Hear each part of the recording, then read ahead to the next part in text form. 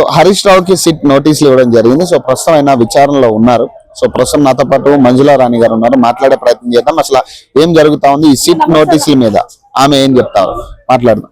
అక్కడ ప్రధానంగా ఈ సిట్ నోటీసుల మీద మీరు ఏం చెప్తారు? అంటే దాదాపు ఈ అరెస్ట్ అవుతున్నారు అని దగ్గర నుంచి ఫైనల్ గా ఇప్పుడు ఒక విచారణకు రమ్మంటూ ఒక నోటీస్ ఇవ్వడం జరిగింది. ఏం చెప్తారు? ఏం చెప్తాం, నిన్న అన్న బయట వాళ్ళది కుంభకోణం పెట్టినందుకు ఏదో ఒక డైవర్షన్ పొలిటిక్స్ భయపట్టియడానికి నిన్న వాళ్ళు చేసిన వాళ్ళ బామర్ది చేసి సింగరేణి దాంట్లో వాళ్ళు భక్తి విక్రమార్క వీళ్ళు క్యాన్సిల్ చేసింది అవంతా ఓపెన్ చేసేసిండు అన్న. కాబట్టి అన్నకు రాత్రి అన్న సిద్దిపేటలు ఉన్నా గానీ రాత్రి 11 గంటలకు పోయి ఇంటి మీద పోయి రేపు పొద్దున 11 గంటల వరకు రావాలని చెప్పేసి ఇచ్చింది.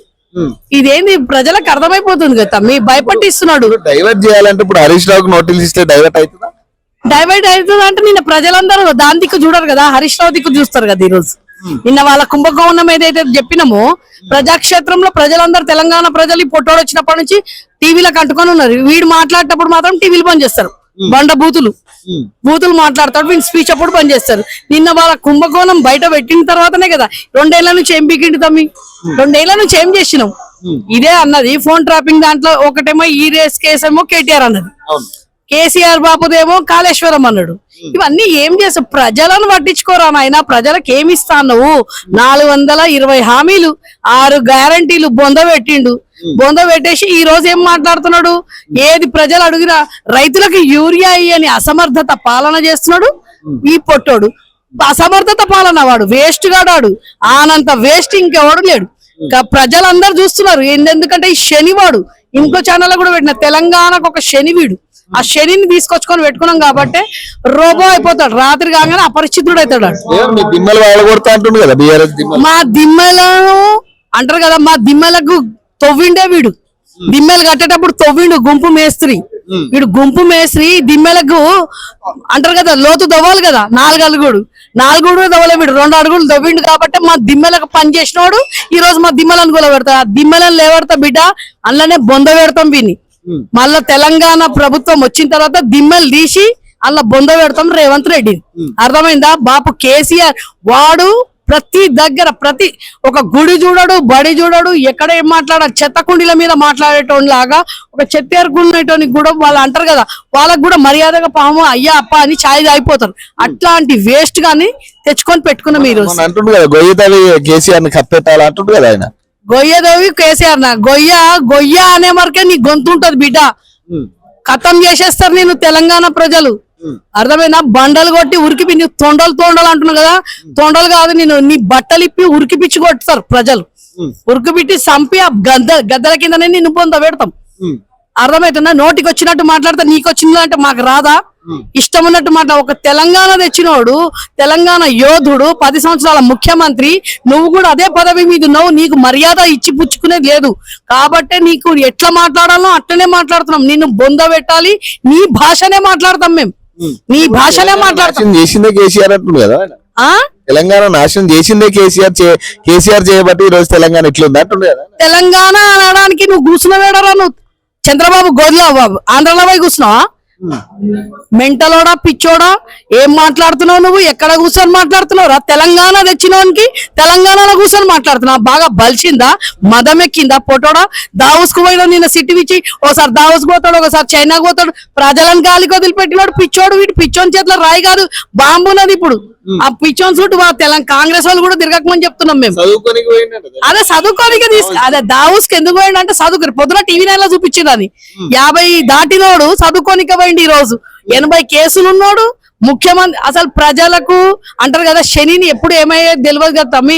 అమాయక ప్రజలు అది కూడా రూరల్ లో వేసిండ్రు. ఈ పిచ్చోని చూసి యూరియా ఇయ్యలేకపోతున్నా అసమర్థత పాలన చేసుకుంటా ఈ రోజు పోయి చదువుకోవడానికి పోతుండు. ఇది సిగ్గెంతుందో చూడు. అంగూటా చాప్ కాబట్టే ఫస్ట్ టైం ఉండొచ్చు ముఖ్యమంత్రి చదువుకోవడానికి పోతున్నాడు అని చెప్పుకోనికి. మెస్సీతోనేమో చెడ్డేసుకొని ఆడతాడు, మెస్సీగాంతోనేమో చెడ్డితో ఆడతాడు. ఆ సుందరి మనలతోనేమో తెలంగాణలో వాళ్ళ కాంగ్రెస్ వాళ్ళేమో రాసలీలలు చేసిండ్రు. సిగ్గులేదారా నీకు? ఆడపోయి వాళ్ళు కేసు పెట్టిండ్రు, తెలంగాణ పరువు తీసిండు. తెలంగాణ ఆడవాళ్ళను కాళ్ళు గడిపించిండు వాళ్ళతోని. వాళ్ళు పోయి ఆడ కేసు పెట్టిండ్రు పొట్టోన్ మీద. తెలంగాణ కాంగ్రెస్ రాసలీల మొన్న ఒకటి మంత్రి బయట పెట్టిండు అని చెప్పి NTV లోపటేసిండ్రు. మీడియా అంటే వీళ్ళది కప్పిపుచ్చాలి, వీళ్ళ రాసలీలలు, వీళ్ళ దొంగతనాలు, వీళ్ళ అంటే దోపిడీలు కప్పి ముచ్చితే వాళ్ళని ఏమన్నాడంట, లేకుంటే నాకు చెప్పి మీరు చెయ్యాలంటుండు మీడియా వాళ్ళని. నాకు చెప్పి మీరు మీడియా అంటే నువ్వు పొట్టోడ ఏడుంటావురా, నువ్వు ఏడుంటావని చెప్పి మీడియాని చుట్టూ తిరుగుతారు. నేను తీసుకొచ్చిందే మీడియా కదా, నిన్ను తీసుకొచ్చిందే యూట్యూబ్ ఛానల్ కదా, వాళ్ళనే తీసుకుపోయి వేస్తా అంటవా? అంటే ఈ రోజు న్యాయ వ్యవస్థ ఎక్కడ వరకు ఉంది? క్రైమ్ పెరిగిపోయింది తమ్మి. ఏం పెట్టుకున్నా నోట్లు ఏమన్నా పెట్టుకొని కూర్చుండా? అసద్ గాని కాలు మొక్కుతున్నావా? సిగ్గున్నదా నీకేమన్నా? తెలంగాణలో హిందువేనా అసలు? ఏం మాట్లాడుతున్నావు? తెలంగాణలో గుళ్ళు గుల్ల కొడుతుంటే ఏం చేస్తుండమ్మా వీడు? తెలంగాణ మొన్న పురాణా ఫుల్ అయింది, మళ్ళీ ఏం చేసినాను? అమాయక ప్రజలను తీసుకుపోయి లోపటేస్తున్నారు తెలుసా మీకు? వాళ్ళేమో ఏమైనా చేసిన వాళ్ళని మనల్ని ఏం లేదు, మన ప్రజలను తీసుకుపోయి వేస్తున్నారు. ఇప్పుడు 2034 కూడా నేనే ఉంటా అంటుంది కదా, కాంగ్రెస్ పార్టీ ఉంటుంది, నేనే ముఖ్యమంత్రిగా ఉంటా కుదురుతుంది. నెక్స్ట్ ఇయర్ ఉంటావో లేదో తెలియదు, ఎక్కడెక్కడో తిరుగుతున్నావు, ఎప్పుడేమయ్యేది తెలియదు.